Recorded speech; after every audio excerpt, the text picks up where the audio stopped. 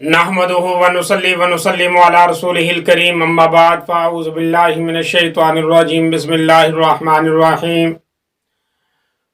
اتل ما اوحي اليك من الكتاب واقم الصلاة ان الصلاة تنهى عن الفحشاء والمنكر ولذكر الله اکبر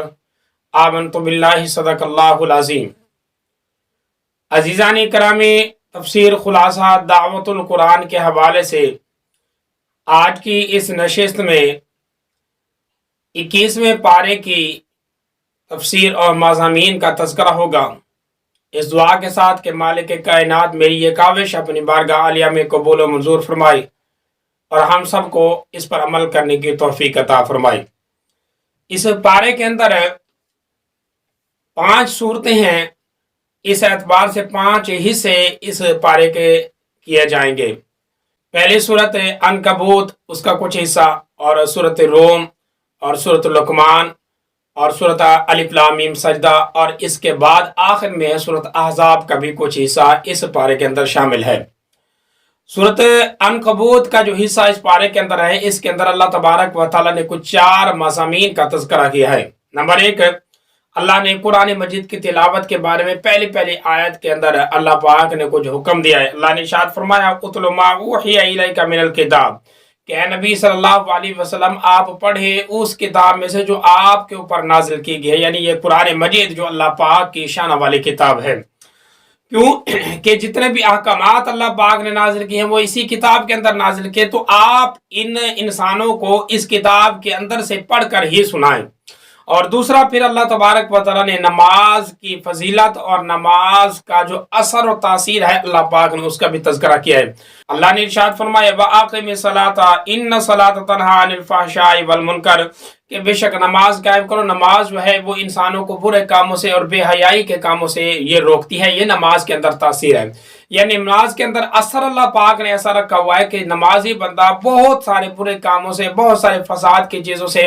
اور بہت سارے ایسے لہو و لغو چیزوں سے بچ جاتا ہے اور صحیح راستے کے اوپر چلنے لگ جاتا ہے۔ یہ نماز کا اثر اللہ پاک نے قدرتی طور پر رکھا ہے۔ آپ تجربہ بھی کر کے دیکھیں، لیکن میرے پیارے نبی صلی اللہ علیہ وسلم کے اس موضوع کے اوپر بہت سارے فرامین بھی ہیں، اور ظاہری طور پر بھی یعنی حصی طور پر بھی یہ انسان برائی سے بچاتی ہے کہ نمازی بندہ معاشرے کی بدحالیوں سے بچ جاتا ہے، اور باطنی طور پر یہ بھی اس نماز کے اندر اثر یہ ہے کہ نماز برے کاموں سے بچاتی ہے۔ انسان کے اندر کینہ، بغض، حسد جو ہے نا، اس جیسی جو بیماریاں ہیں، لالچ جیسی بیماریاں ہیں، نمازی بندہ، پرہیزگار بندہ جو ہوتا ہے اس کے دل سے، بشرط ہے کہ وہ نماز کا صحیح معنی میں ادا کرنے والا ہو، اللہ پاک یہ سارے غلاظت جو ہے اس کے دل سے بھی نکال دیتے ہیں۔ اور پھر اسی طریقے سے تیسرے نمبر پر اللہ پاک نے کچھ مضامین، کچھ معاندین جو تھے ان کا تذکرہ کیا، یعنی وہ لوگ جو حضور صلی اللہ علیہ وسلم کے انکاری اور اس دین کے بھی انکاری تھے، وہ مبتل لوگ، ان کے اللہ پاک نے کچھ رویہ بھی بیان کیے کہ وہ کہتے تھے کہ اے نبی صلی اللہ علیہ وسلم وَلَا تَخُطُّوا بِيَمِينِكَ، آپ اپنے ہاتھ سے کتاب کو کیوں نہیں لکھتے؟ تو آپ ان کو کہہ دیں کہ پہلی کتابیں تو لکھی ہوئی تھیں، یعنی حضور صلی اللہ علیہ وسلم اگر نہیں لکھتے تو آپ تو امید تھی، آپ کی شان یہ تھی کہ معجزہ دکھایا آپ نے کہ اس کے باوجود کہ آپ دنیا کے اندر کسی شخص سے آپ نے تعلیم نہیں کی، پھر بھی اللہ پاک نے اتنا عمدہ کلام آپ کے اوپر نازل کیا اور اپنی کی زبان اطہر سے اتنا فصیح و بلیغ کلام اللہ پاک نے یہ ادا کروایا ہے کہ لوگ رش کر جاتے ہیں۔ یہ آپ صلی اللہ علیہ وسلم کا بہت بڑا معجزہ ہے۔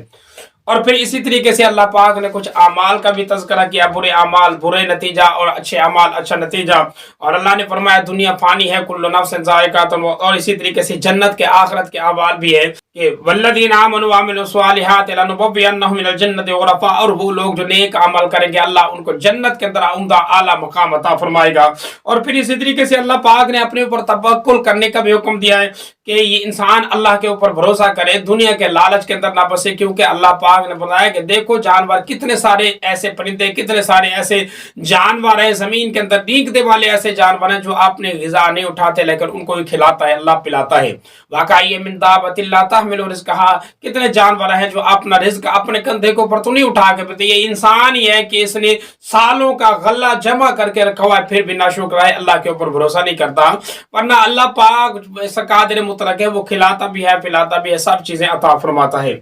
اور پھر اسی طریقے سے چوتھا جو مضمون ہے اس صورت کے اندر وہ ہے دنیا کی حقارت، اللہ پاک نے انسان کی نظروں میں رکھوائی ہے۔ वमा हादिल हयातुद दुनिया इल्ला लहवुन व लइब व इन्नद दारल आखिरत लहियल हयवान। अल्लाह ने फरमाया दुनिया की जो जिंदगी है ये तो लाभ एक खेल तमाशा है। ऐसे समझे जैसे कि बच्चों ने कुछ तमाशा कुछ खेल बनाया, घर भी बनाए, और फिर क्या हुआ, थोड़ी देर के बाद जब खेल खत्म तो वही घर जो अपने हाथों से बनाते हैं वही तोड़ के चले जाते हैं। मिला मेट खत्म, बात खत्म, रात खत्म, दिन खत्म, सारी चीजें खत्म। तो इसी तरीके से दुनिया की जिंदगी की मिसाल अल्लाह ने दी है कि चंद दिनों का ये तमाशा खेल है, ये सारी चीजें बनाए जा रहा है, किए जा रहे हैं, इकट्ठे किए जा रहे हैं, लेकिन हकीकत यह है कि इंसान खत्म, ये सारी चीजें भी खत्म और सारी चीजों का धंधा भी खत्म। और असल क्या है, लायल हैवान, और ये आखिरत की जिंदगी, असल जिंदगी तो वो है जो ना खत्म होने वाली है, और उसकी नेमतें भी बड़ी है, उम्दा और आला है, और उसकी जिंदगी भी आला है कि आखिरत के अंदर जब इंसान जाएगा तो वो जिंदगी की कोई इंतहा ना होगी, हमेशा से होगा, जो चाहेगा करेगा, जो चाहेगा जो तलब करेगा वो मिलेगा। ये आखिरत की जिंदगी, अल्लाह ने फरमाया असल जिंदगी तो वो है। उस जिंदगी का जरा तसव्वुर तो करें, तो वो जिंदगी अगर मिल जाए तो इंसान सारी चीजें कुर्बान करने पर सारी चीजें कुर्बान करने पर तैयार हो जाए। ये है अल्लाह तबारक व तआला की तरफ से इंसान को दावत।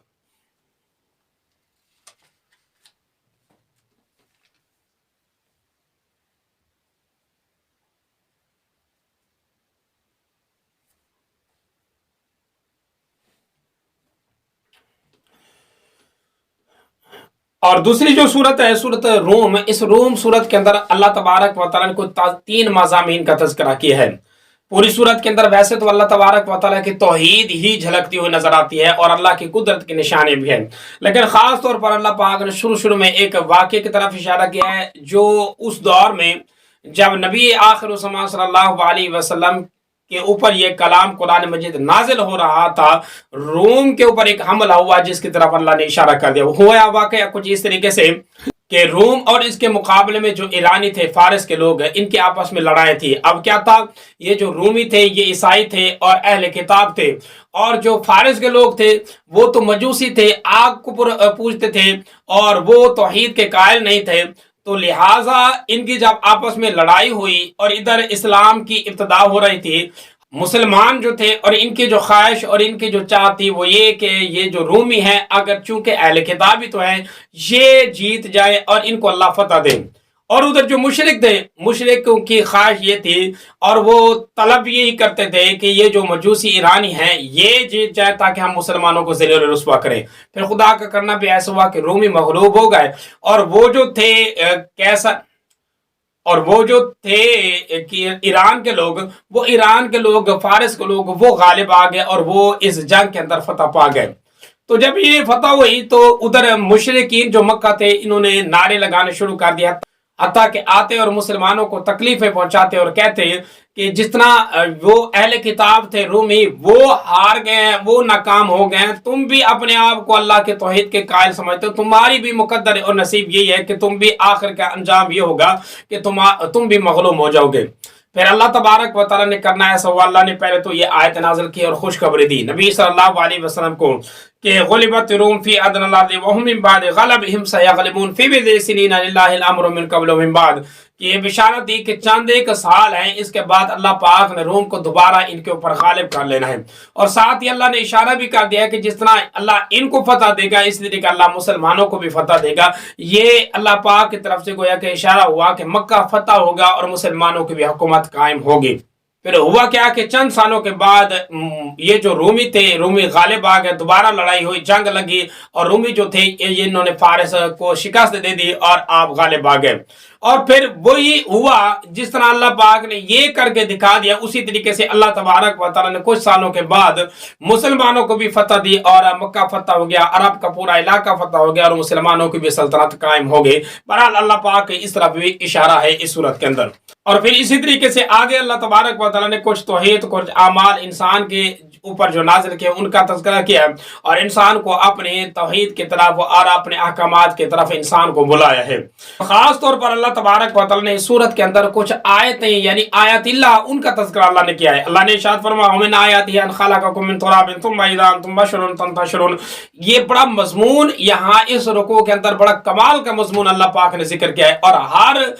दावत अल्लाह की बड़े कमाल की है। पहली आयत अल्लाह ने फरमाया अल्लाह की निशानियों में से निशानी है कि अल्लाह ने बनाया तुमको मिट्टी से, और फिर अल्लाह तबारक व तआला ने फैला दिया, यानी इंसान को मिट्टी के पुतला बनाकर, मिट्टी से बनाकर जान और इसके अंदर जिस्म के अंदर रूह फूंक कर हयात अता फरमा दी, और फिर इसकी नस्ल को अल्लाह पाक ने पूरी दुनिया के अंदर फैला दिया।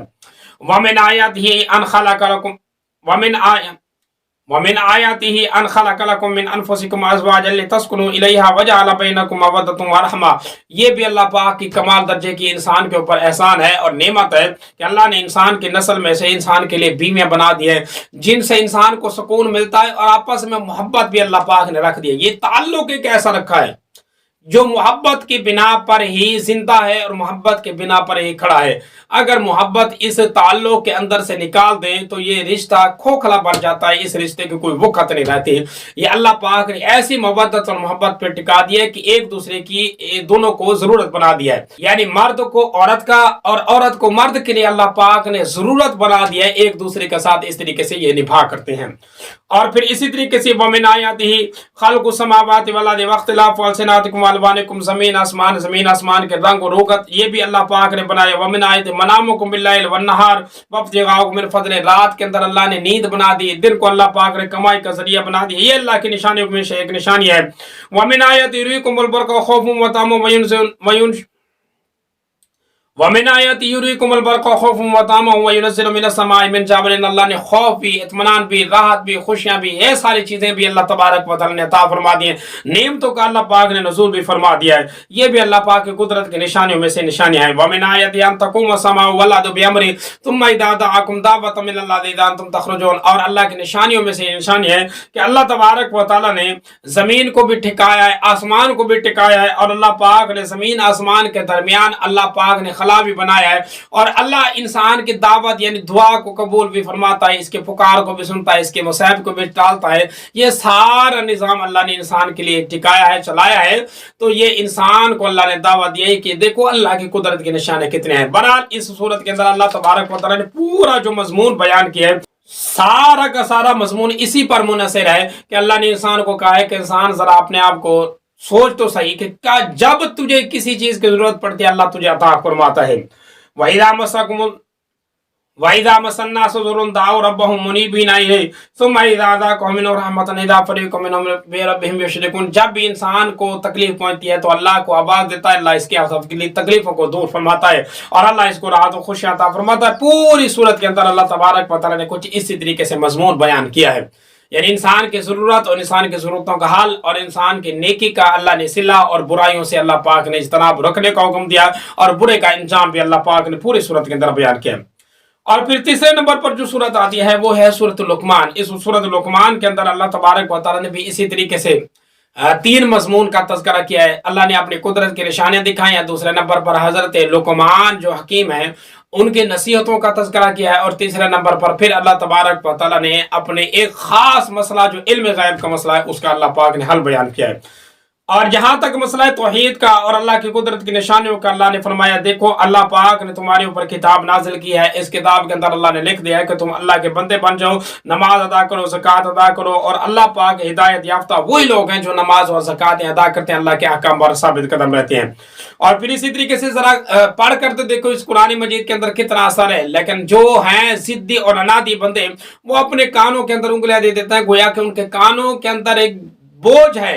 कुरान मजीद की आवाज सुनते हैं फिर भी इनके ऊपर कोई असर नहीं पड़ता, और गोया कि इनके हालात ऐसे हैं। और जो लोग नेक हैं उनके लिए अल्लाह पाक ने जन्नत के मकाम, आला मकाम अल्लाह पाक ने बना रखे हैं।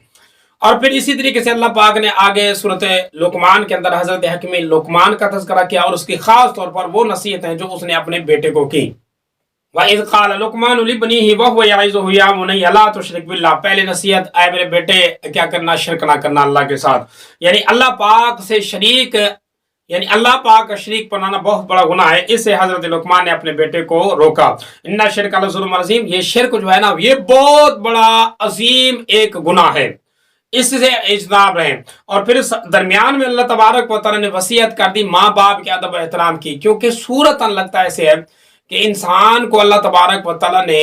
ماں باپ کا اتنا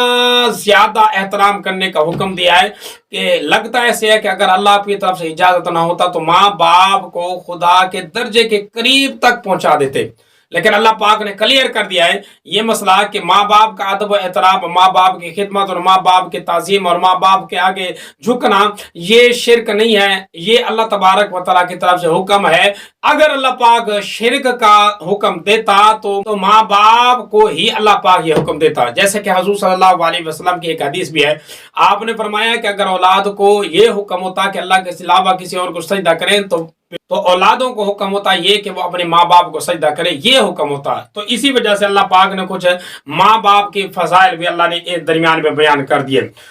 اللہ پاک نے ارشاد فرمایا وَوَصَّيْنَا الْإِنسَانَ بِوَالِدَيْهِ حَمَلَتْهُ أُمُّهُ وَهْنًا عَلَىٰ وَهْنٍ وَفِصَالُهُ فِي عَامَيْنِ أَنِ اشْكُرْ لِي وَلِوَالِدَيْكَ کہ ماں باپ دونوں کے اللہ نے حکم دیا خدمت کرے، لیکن ماں کے جو درجہ ہے وہ یہ ہے کہ ماں نے بڑے ہی نازوں سے انسان کو پالا ہے اور بوجھ در بوجھ اٹھایا ہے، کتنی تکلیفیں سہی ہیں، برداشت کی ہیں، اس کو اپنے جگر کا خون دودھ کی صورت کے اندر انسان کو پلایا ہے۔ تو یہ ماں کا جو درجہ ہے وہ بڑا اونچا اور بڑا فضیلت والا ہے۔ باپ کا بھی درجہ ہے، باپ کا بھی مقام اللہ پاک نے رکھا ہوا ہے، کیونکہ ماں سے بھی زیادہ باپ کا اللہ پاک نے درجہ رکھا ہے، لیکن جو محنت ہے اور جو مشقت اٹھاتی ہے وہ ماں اٹھاتی ہے۔ اس وجہ سے اللہ تبارک و تعالیٰ نے ماں کا جو مقام ہے وہ صراحتاً اللہ پاک نے تذکرہ کر دیا اس کا۔ اور پھر اسی طریقے سے آگے حضرت لقمان کی وہی نصیحت ہے، یا بنی انہا ان تک مثقال حبۃ من خردل فتکن فی صخرۃ او فی السماوات او فی الارض یأتی بها ان اللہ لطیف خبیر۔ اسی کو یعنی یقین تمہارا بیٹا یہ ہونا چاہیے کہ اللہ ہر چیز کو دیکھتا ہے۔ اگر سیاہ پہاڑ کے اوپر ایک چھوٹی سی سیاہ کلر کی چونٹی جو چل رہی ہو تو اس کو بھی اللہ پاک دیکھتا ہے۔ کہ رائی کے دانے کے برابر کوئی ذرہ ہو جو زمین کے اندر گم ہو جائے اس کو بھی اللہ جانتا ہے، اور اللہ پاک کو اس کا بھی علم ہے۔ یا بنی اقیم الصلاۃ، نماز قائم کر میرے بیٹے، وامر بالمعروف اور نیکی کرنے کو حکم دے، ونہا عن المنکر اور اسی طریقے سے برائی سے روک، وصبر اور اسی طریقے سے صبر کر، علی ما اصابک جو اللہ تعالیٰ کی طرف سے آزمائش آ جائے،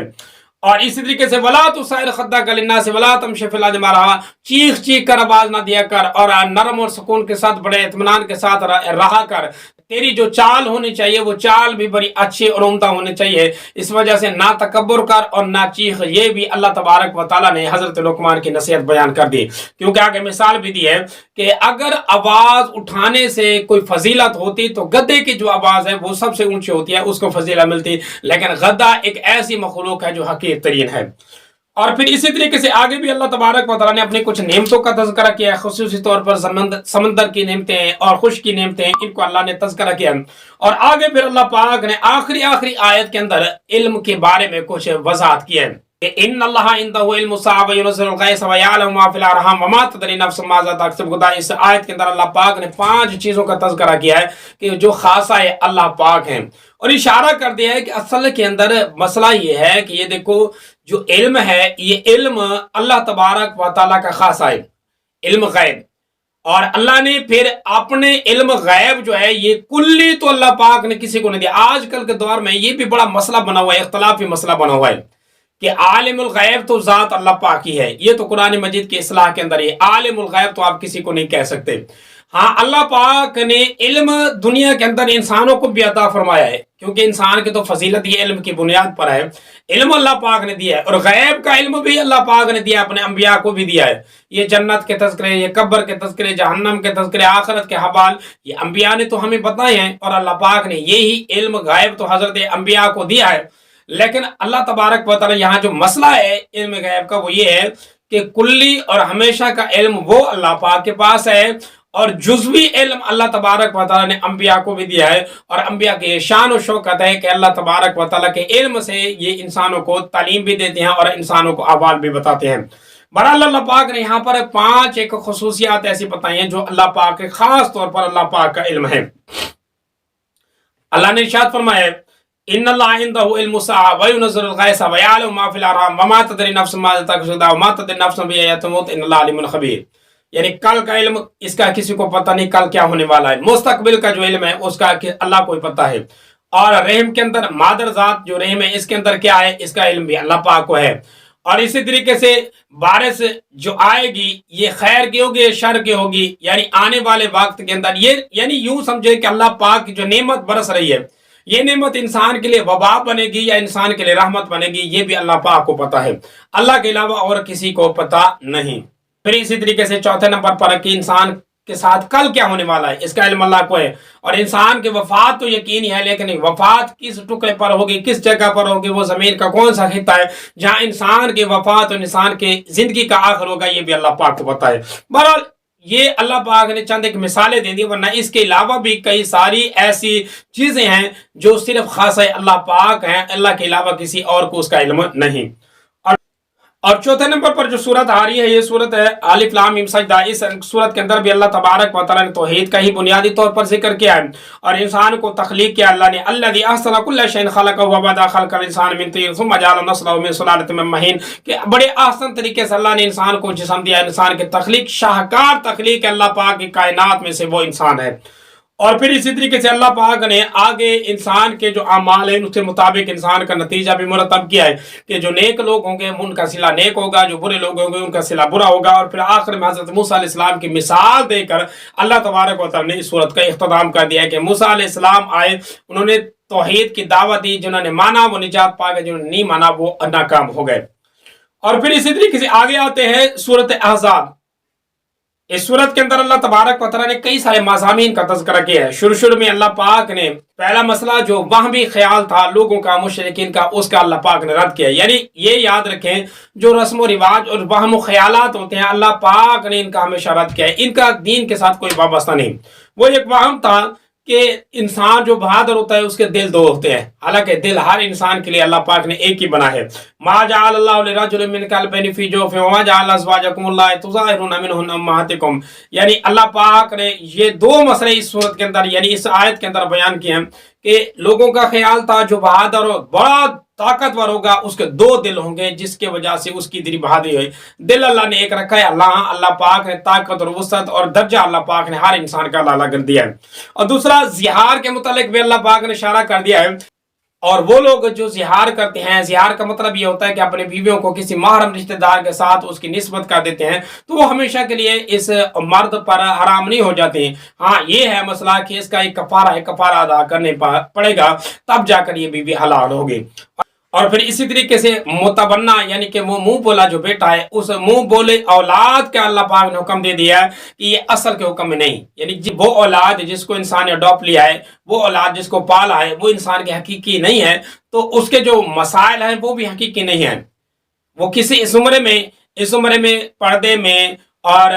میراث کے مسائل میں کئی سارے اور بھی مسائل ہیں جن کے اندر وہ نہیں آتا۔ ہاں اگر یہ رضاعت کے مسئلے میں آ گیا بیٹا تو پھر اس کے اوپر بہت سارے مسائل اور بھی حل ہو جائیں گے۔ بہرحال اللہ تبارک و تعالیٰ نے منہ بولے بیٹے جو ہے نا ان کے بارے میں یہ حکم یہاں بیان کر دیا، اور پھر اسی طریقے سے اللہ پاک نے آگے انبیاء کی شان و شوکت اور نبی صلی اللہ علیہ وسلم کی کچھ تعریفیں کی ہیں، اور پھر اسی طریقے سے غزوہ احزاب اور غزوہ بنو قریظہ جو ہے اس کا بھی اللہ پاک نے تذکرہ کیا ہے اس صورت کے اندر۔ اور بنو قریظہ کے اندر منافقین کی جو چالیں تھیں ان کو اللہ پاک نے ان کا بھی رد کیا، اور پھر اسی طریقے سے آپ نے پیارے نبی صلی اللہ علیہ وسلم کی جو اسوہ حسنہ ہے، سنت ہے، اس پر عمل کرنے کے لیے اللہ نے حکم دیا ہے۔ لقد کان لکم فی رسول اللہ اسوۃ حسنہ، کہ تمہارے نبی کے اندر تمہارے لیے نمونہ بنا دیا ہے، تو تم اپنے نبی صلی اللہ علیہ وسلم کے مزاج کے مطابق، آپ کے ترتیب کے مطابق، آپ کی چال کے مطابق چلو، کیونکہ نمونہ تمہاری زندگی کے لیے اس کائنات کے اندر وہ نبی صلی اللہ علیہ وسلم کی ذاتی عطا ہے۔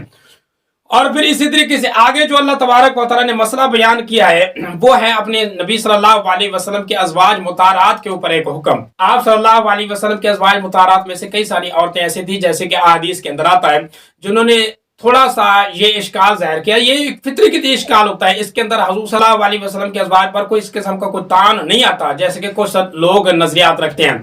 آپ صلی اللہ علیہ وسلم کے ازواج مطہرات وہ بھی آخر دنیا کے اندر عورتیں ہیں، دنیا کی عورتیں تھیں، تو لہٰذا ان کے دل کے اندر آ جانا کہ جیسے کہ عام طور پر فراوانی کے وقت ہے تو انہوں نے جا کر حضور صلی اللہ علیہ وسلم سے درخواست کی کچھ غلام، کچھ عورتیں ہمارے گھروں میں بھی دے دیں تاکہ ہم اپنے گھر کا کام صحیح طریقے سے کر لیں، کچھ دنیا کے مال اسباب، یعنی اس بنا پر کہ زندگی جو ہے ذرا آسانی کے ساتھ گزر جائے، تو اللہ تبارک و تعالیٰ نے یہ آیت نازل فرما دی، کیونکہ جو خاص ہوتے ہیں ان کے لیے اصول بھی خاص ہوتے ہیں اور جو عام ہوتے ہیں ان کے لیے عام اصول ہوتے ہیں۔ یہ جو خاص عورتیں تھیں تو اللہ پاک نے ان کی تعریف تو کی لیکن ساتھ ساتھ اللہ پاک نے حکم بھی بیان کر دیا. اور یا ایھا النبی کل ازواجک ان کنتن تردن الحیات الدنیا وزینتها فتعالین نمتعکن وسرحکن سرحا جمیلا وان کنتن تردن اللہ ورسولہ والدار الاخرہ. یہ اختیار اللہ نے دیا ہے کہ اے نبی صلی اللہ علیہ وسلم اپنی ازواج مطہرات کو فرما دیں کہ اگر دنیا کے طالب ہیں, دنیا لینا چاہتے ہیں تو ہم دنیا دے دیتے ہیں, لیکن اگر اللہ واللہ کے رسول کی محبت چاہتے ہیں تو آخرت چاہتے ہیں تو پھر اللہ پاک آخرت عطا فرمائے گا اور آخرت عمدہ ہے. تو حضور صلی اللہ علیہ وسلم نے آ کر پھر آپ صلی اللہ علیہ وسلم نے اپنی بیویوں کو اپنی ازواج مطہرات سے یہ پوچھا تو ساری کی ساری اس بات پر متفق ہو گئیں کہ ہمیں دنیا نہیں چاہیے, دنیا کی کوئی چیز اگر نہ ملے تو ہمیں کوئی پرواہ نہیں, حتیٰ کہ حضور صلی اللہ علیہ وسلم کے رفاقت کو انہوں نے پسند کر دیا. اور پھر اسی طریقے سے اللہ تبارک و تعالیٰ نے پھر آگے ان کی تعریف بھی کی. یا نساء النبی من یأتی منکن بفاحشۃ مبینۃ یضاعف لها العذاب ضعفین وکان ذلک علی اللہ یسیرا. اے ازواج مطہرات تم عام عورتیں نہیں ہو, لہٰذا تمہارے جو گناہ ہوگا وہ بھی اللہ پاک نے ڈبل لکھ دینا ہے. باقی امت کے گناہ میں رول یہ ہے ایک برائی کے اوپر اللہ پاک کی طرف سے ایک گناہ لکھا جائے گا, لیکن ازواج مطہرات کے لیے جس طرح اجر زیادہ ہے جیسے کہ آگے آ رہا ہے, اللہ پاک نے گناہ کا بھی وبا زیادہ ڈالا ہے. اسی وجہ سے اللہ تبارک و تعالیٰ نے آپ صلی اللہ علیہ وسلم کے ازواج مطہرات کو تنبیہ کی اور ان کو سنبھل کر رہنے کی طرف راغب کروایا. اور حضور صلی اللہ علیہ وسلم کے کہنے سے پھر ازواج مطہرات پوری زندگی حضور صلی اللہ علیہ وسلم کے ساتھ ہی رہی ہیں. دعا ہے اللہ عمل کی توفیق عطا فرمائے. آمین. وآخر دعوانا الحمدللہ رب العالمین.